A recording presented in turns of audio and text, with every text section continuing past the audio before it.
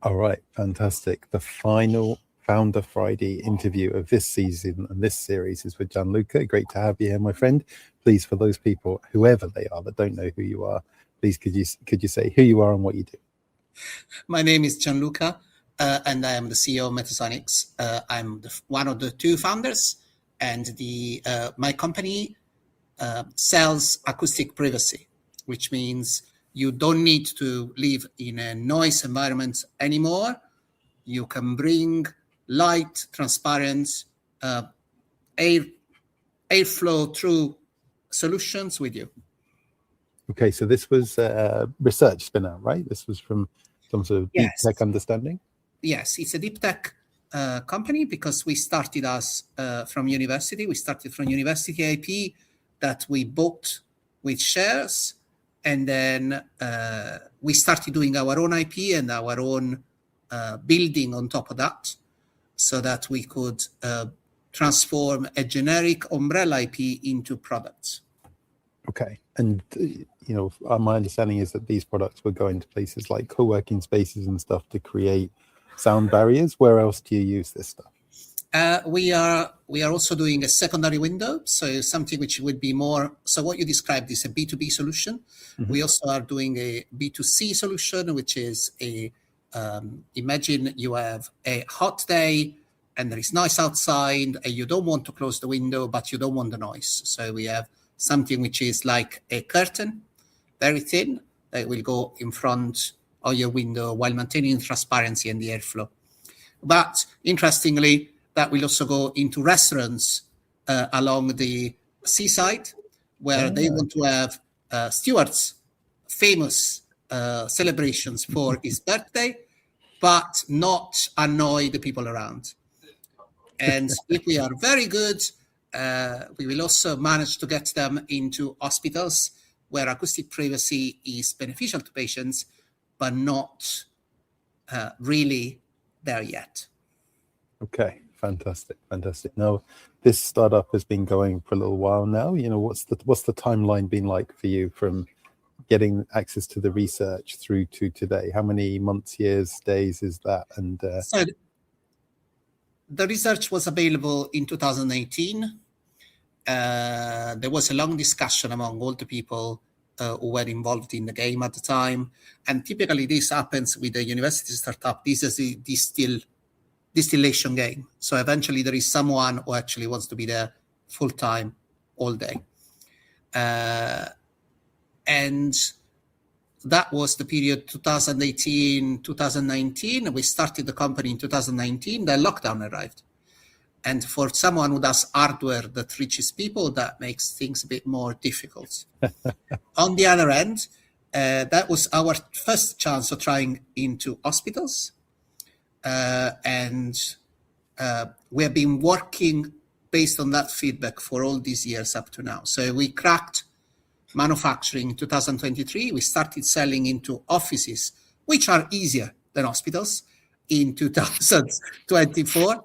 And since then, the product-based revenue has increased, working with blue chip companies first, and then working with small legal companies which value acoustic privacy and the privacy of the customers. The scenario is always a communication like the one we are having, Stuart, where you are there and you don't want all the others around you to hear what you say.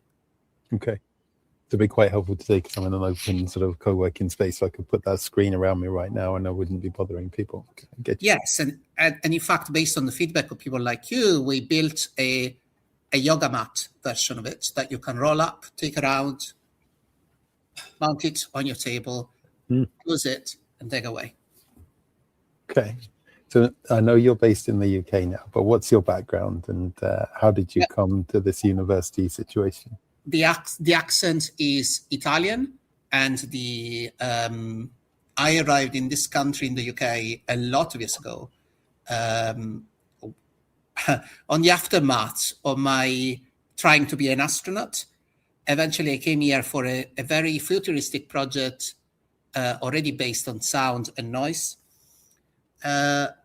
And then I spent some time into the Meteorological Institute of the UK, where I learned that research is not in the universities alone, but a lot of the change is really done by companies. And so at that point, when I had an idea that needed to start again, I went back to university because I needed some development. And then as the market was mature, or as I got ideas from end users and I could put numbers on my forecast, I started the company. Now, for an Italian man, my stereotype is that you might not be as patient as you must have been to get through all this university stuff over your time. How do you navigate the length of time it takes to do all these things and to do the PhDs and to get the Innovate UK funding and to go through these research discussions? How do you master that? Badly. The idea, when you start a company, you really want to run. And whether you are Italian or Portuguese or British, anything that comes in the way seems to be delaying you. You really want the money soon, and you want to run with it, and you want to grow, and your idea is the best, and you have to make sure that everyone believes that. But the truth is that the customer and the end user is really deciding what they want. And they are and it's not so clear, especially in acoustics, where we leave sound, we leave noise around us, we survive it. We put headphones and that's it. So you navigate with maintaining your happy thought, Peter Pan would have said, and keep it strong, and making sure that to protect it, even when things go badly. And we went very badly last year. We were almost close to close. And again, a startup is always on the verge of that. You always live tight rope walking between success and failure. And that is an interesting situation to be. So to answer your question, maybe that is how I navigate, with the fact that it's a roller coaster, and being on the roller coaster, you go up and down all the time. Absolutely. And once you have done the first 2 rounds, you know that that's the game.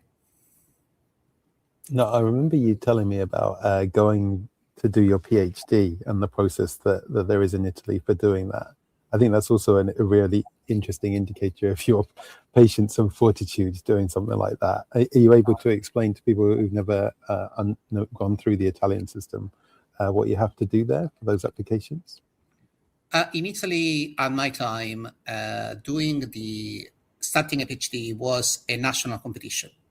So what you had to do is you had to apply in different places, and then you went around and did an exam in every place. And the goal was to get into be shortlisted in multiple places, so that behind the scene, there could be a negotiation saying, I take that guy, I take that guy, I take that guy. And eventually you go into the one that you think is closest to what you want. And during my PhD search, I ended up finding a project which was completely different from what I thought was my best during my master thesis. But it was so fascinating that I decided, you know what, that's it. And in a way, that is the jump that you do when you start a company. That's it. I want to be in that. I want to be the person who makes a difference. And if every PhD is there to start to save the world, maybe doing a startup is similar. There is a lot of adjusting and pivoting during a PhD. You learn a lot that is not so much what you do, but the resilience that will get you to the end. And again, there is a parallel between this and the journey of a founder. I don't know. Is that what you think? Stuart? What do you think? Well, no, I mean, at the age that you were doing the PhD and the process you had to go through, I mean, I just thought it was very arduous. It showed a lot of resilience, and a lot of fortitude to get through it. I agree. There's a lot of parallels with being a founder, but I don't think I'd have been able at that age to have navigated a process like that. It was very interesting. Now, you've thrown me a seed at the start of this discussion, the whole astronaut thing. I think that might be worth explaining if you're comfortable to do that. Sure. So I said that I chose a PhD, which was completely different to what I was doing. And that's because when I entered so they showed me the lab, I realized that they needed someone. So I'm a physicist by background, and the physicists are normally called when there is a question that no one else can answer. And more often I learned in my career when people don't know the question. Okay. And so your job is to find the question and to solve it. I was proposed a project which would take me on the Vomit Comet in 2 years. The Vomit Comet is a plane that in the EU is managed by the European Space Agency, where you do experiments in microgravity. So what happens is that you float while you're doing your experiment. And I had in my career twice the pleasure of flying on the 0G plane by the European Space Agency. But to fly on it, you need to pass 2/3 of the exams that you go through when you want to become an astronaut. And at the time, I really wanted to be an astronaut. But at the time, astronauts were pilots, mostly. Now astronauts are scientists. So when I didn't pass the piloting bit, I realized that I could be the other one in the long term and grow as a scientist more, so that eventually I would reach the stars.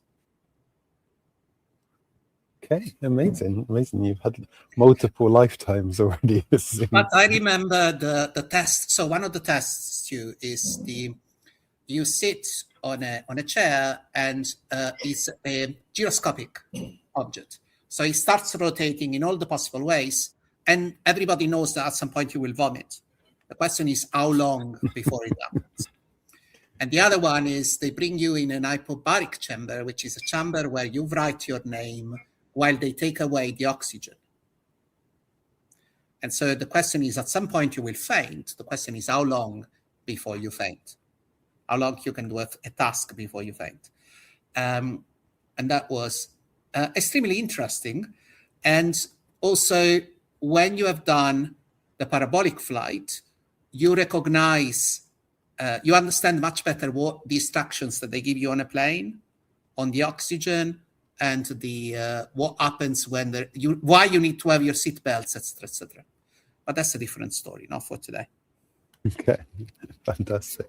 Well, sort of returning a little bit more directly to the founder stuff, is entrepreneurship in your background? Is it in your family's background? Were there other business people or founders in your family? No, no one. My father was a clerk, so he said from the start that I should do economy as a career. And I said to him, no, I want to do physics. And he was disappointed until I started my own company. And he said, aha, I told you. So no, there was no one. And a lot, in fact, of the challenges at the start are the jargon. So you come as a technical founder. The first most difficult question that I heard was, what's the cost to acquire a customer? I remember a conversation with an investor in the early days, and I had no clue what she was talking about. So there is a lot of learning for a technical founder to actually enter in the language that you need to run a startup. That's why a lot of startups that grow have someone who has a technical background and someone who has a non-technical background, who are maybe can join the language and fill the gaps together. It's a patchwork. Okay. And do you think it would have helped you if oh no, sorry. Well, no, do you think it would have helped you if you'd done more founder education before you moved into the startup itself? Would there have been any course or anything you could have learned from that would have enabled you to be ready? So I did some after, Stuart. Okay. You start a startup, you realize you have a gap, and you will search for courses. And what I'm doing now, so I did one with an accelerator in Bristol. I did one with Innovate UK. They had different degrees of being theoretical. No one really tells you the things that you learn on the floor. And that's why I'm returning this so I give an entrepreneurship course now as a way to tell people also the bad things that happen, the things that you don't expect, and no one tells you when they tell you the theory of entrepreneurship. Do you teach? What's your opinion? What's your experience in this, Stuart? You also teach entrepreneurship, don't you? In addition to being an exceptional mentor in doing this. Very kind, very kind. I think entrepreneurship is a verb, not a noun. I think you learn a lot by doing, but I think you can learn in safer environments than risking lots of people's money. So I think there are ways to do it. But I think a lot of the education is about creating the language rather than actually creating the skills. So I really liked being able to teach at Falmouth because it was an experiential course and they allowed me to reshape the way we did assessments and stuff to be super, super practical. So as an example, we moved one of the modules where you had to finish your assessment ultimately was graded against a product demo, which previously had been graded against a plan for a product demo. So it was a very different evolution. And the founders, some of whom have gone on to raise money and some of whom have gone on to be on TV and do all sorts of things, were learning their skills there. And we also included not just giving a demo and being taught by me about how to do that, but we included from Falmouth specialist education in from theatre people. So actually how to hold yourself, how to breathe, how to present, how to be authentically comfortable in your own skin, that kind of stuff, which really helped elevate their abilities as founders. Again, all through doing, not just like they didn't sit in a room and somebody said, this is how you breathe. They stood in a circle, he showed them how to breathe, then he helped them breathe, and then he got them to do lots of it, and then showed them how to project their voice in the strongest way because of the breathing, that kind of stuff. I think the learning that theatre can give to founders. So I am an amatorial thespian, and a lot of the interactions were mutuated by theatre skills. So if I had to recommend someone to try something out of the box, would be to try experience a theatre background, not I wouldn't say a speech or a dialogue background, but try actually theatre, because your body is part of the game. Huge, right? It's huge. It's a great weapon in your ability to effectively communicate. You can say an awful lot without actually saying anything. You can indeed. You can indeed. And the other interesting bit is there is another part in theatre which is storytelling. And storytelling is is probably the ace that every successful founder have to play when it's needed. Well, because particularly at the beginning, you don't really have much else other than the story, Exactly. right? So you've got to be good at telling it. Now, you were a People's Choice winner this year at City University, and part of that was your theatrical skills, right? So you were singing at one point and getting the others engaged. I know I wasn't at that edition, but people who were still talked to me about it and how much they enjoyed it. That was part of the game. And if it's true that you have to stand out as a founder, eventually they say be yourself. But be yourself means also your quirkiness, let me call it that way, your special being there. Because if you did the step of becoming a founder, you're already a special person. And why not sharing that? And part of that for me was sharing my musical theater bit. Part of that was presenting my products like a magician's game. So yes, there was a theatrical part in that for sure. It's But good. the comments that the people sitting, so it was very interesting to see the dynamics of the demo night, because the comments that the others got were in that direction. So be more theatrical, show us more, give us more of the dream, give us more of the big vision. And at the same time, be yourself and use it. And it's interesting, you've got a research background, a PhD background, a deep technical founder, and then you're talking to me about storytelling and theatrical ability. And in most people's stereotypes, you just wouldn't be that guy, right? You would be much more detail oriented. You would be much more about the technical facts of things. You wouldn't be elevating into a story. Why do you think you've got all these different qualities going on? I think it's just recognizing them more than I don't know why I have all these qualities. I'm a curious person. I've been doing a lot of things that I like and trying to enjoy them. So one theater teacher once said that Gianluca is the person who, when he finds something that he likes, he goes down fully into it, full speed. And that's maybe the reason. The question is what you learn, what your body learns, what your voice learns, what your face learns. And all these things are then useful as a founder. For instance, so I didn't tell Stuart about this, guys. So let's see what he does, okay? So I like board games. And yesterday I was at a charity event where they were selling board games for charity. And I bought one which is called Pitch Deck. Yeah. Okay. Yeah. And this one it says, Pitch Deck is a game about convincing your friends to invest in the most ridiculous startups imaginable. That sounds like my idea of a good time. Okay. So I will be using this. So we have interns these 2 weeks. Again, as part of returning and part of the fact that you have to recognize your skills. We have 16-year-olds as interns here at Metasonixx, and we will be playing this. Okay. And that's a real game, though. It's not just a one-off. That's something people can buy commercially, is it? Yeah, indeed. Okay, I'll have a look for that after. Thanks for dropping that one in.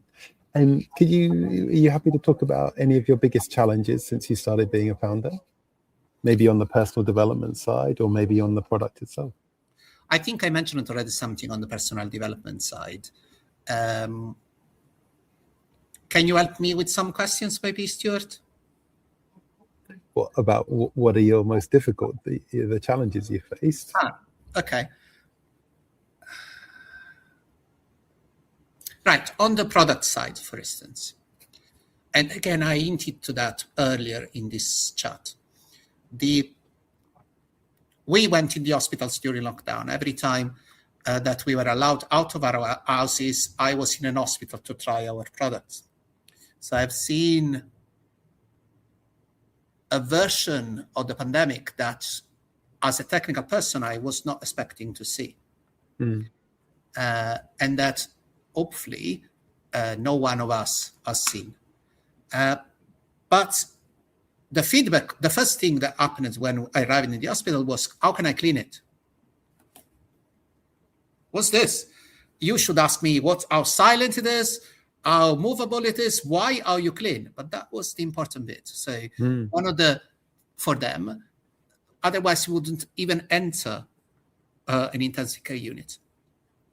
So listening to this was my first experience of the fact that when you become a founder, you have a lot of people who are your boss, and those are called customers.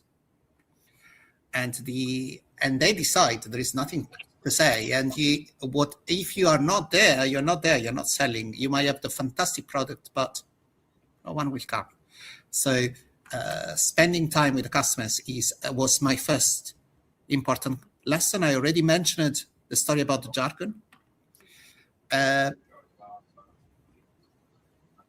And then there is pivoting.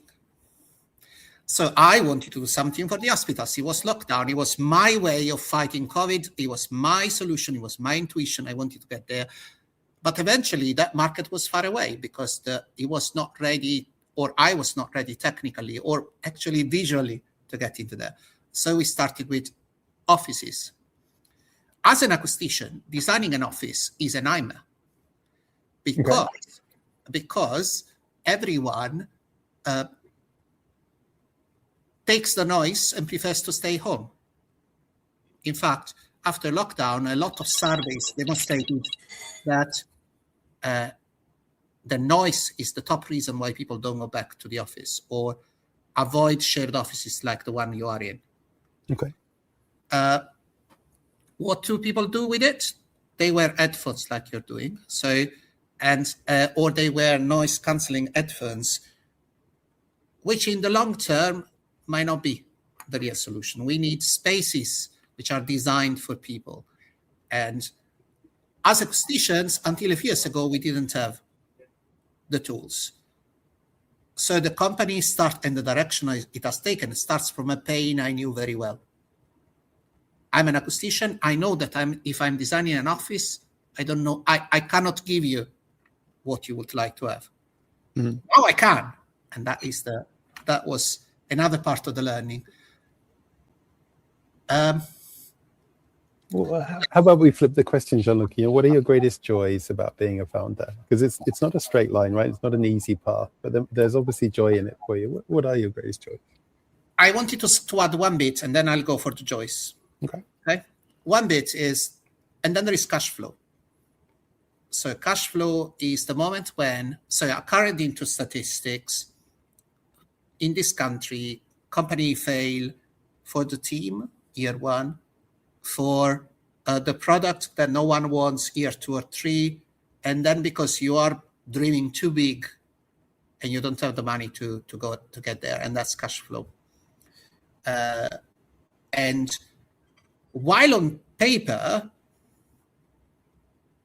everything was smooth, in reality it wasn't. And so when you reach a minimum, when you seem to see, and I mentioned that already earlier, when everything seems to be crashing, and that's when you have to go back into yourself and start from the little bits of taking care of yourself to survive these moments. And Canopy and Stuart helped me with this part, remembering that as a founder, you are the person who has to grow before your company. Now, Joyce, there is the moment when you see people saying, aha, that really works. and then they start telling you their incredible ideas about what else you could do with your product.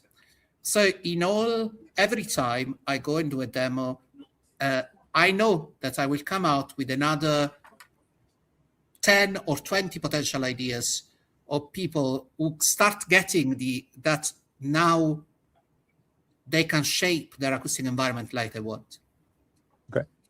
And that starts from, can you stop my husband from snoring, to can you make sure that I don't get the adverse I don't want? So I think the greatest joy is with people. Amazing. Now, as you know, this podcast series is predominantly for first-time founders. So it's very important for me to finish up today by asking you the question, what is your best advice as a seasoned founder now of so many years? What's your best advice for a first-time founder trying to begin their journey today?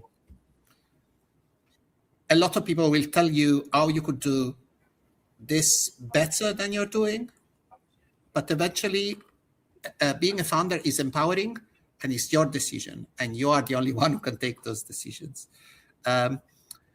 They say something similar for parenting, but they also say that having a startup is having another child. So maybe there is a parallel there in that sense. So there is always someone who has done that and knows better. And some of them are real. Some of them apply to you. But the people who tell you from the start, you cannot do it, they're simply not for you. Fantastic. Thank you very much, Gianluca, for sort of sharing your perspective on the world today. And thank you for all you've contributed to the community over the last couple of years. It's been great to have you in it, and great to see you win the People's Choice this year as well. Thanks, Stuart, and thanks to the community for all I got. Every time I go to a meeting, I learn something, and that is extremely important, especially from the young guys. Because I'm a dinosaur, Stuart. We know that, right? Hey, the learning's in multiple directions all the time, right? Everybody's got something to learn and everybody's got something to teach, and it's amazing. You know, we're of a similar age, and I feel like I'm learning every day as well. So it's a really lovely community to be part of. Excellent. Thanks, everyone. And I hope I didn't ruin your series as the last one, which was not issue, wasn't it? You're the launch pad for next year. Everybody's got to be one notch higher than Gianluca, okay? Happy days. Thanks, mate. Amazing.